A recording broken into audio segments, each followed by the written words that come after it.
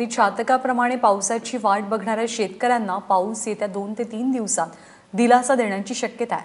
कारण प्रतिकूल वातावरणामुळे लांबलेल्या मान्सूनचे वारे 2 दिवसात महाराष्ट्रभर पसरतील आणि त्यासाठी पोषक वातावरण तयार झाल्यानं येत्या सोमवारपर्यंत मान्सून महाराष्ट्रात येईल असा अंदाज आहे.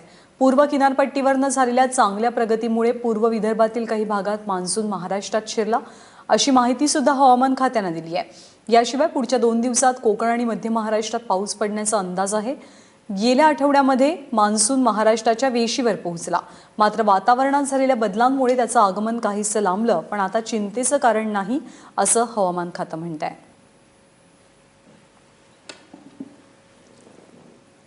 मान्सून तो जस्ट म्हणजे आता कोकण गोव्यापासून जो कालपर्यंत जो आपण ॲडव्हान्स केलं होतं त्याच्यानंतर थोडं म्हणजे वरती गेलेलं आहे पूर्वेकडे. तर पूर्वेकडे जाताना विदर्भाचा भाग त्याच्यात आलेला आहे थोडा. तर थोडं विदर्भ त्यांनी कव्हर केलेलं आहे. पूर्ण महाराष्ट्र कव्हर करायला म्हणजे अजून 45 आपला 48 आवर्स सांगितलेलं आहे आम्ही. तर त्या 48 आवर्समध्ये कोकण गोवा आणि तुमचं एंटायर मराठवाडा वगैरे कव्हर होईल.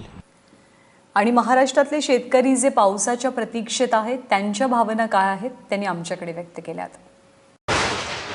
ह्याच्या अगोदर पाऊसच नव्हता, यावर्षी लवकर पाऊस पडला, त्याच्यामुळं शेतीचे कामं लवकर उठले. गेल्या वर्षी पिशव्या आणून ठेवल्या, त्याला पाऊस वेळेवर न पडला, उशिरा पडला, पिशव्या लावल्या नाही. यावर्षी लवकर पडला मिरगात. काय वाटतं ह्या वर्षी कसा होतो? आता पावसाचं चिन्ह बरं दिसतंय की आता मशागत करून सरकी लावायचा विचार. त्याच्या अगोदर ढेकळं होते. 4 वर्षापूर्वी तर पाऊसच नव्हता. आता चांगला पाऊस झाला तर शेतकरी मशागत करू लागले.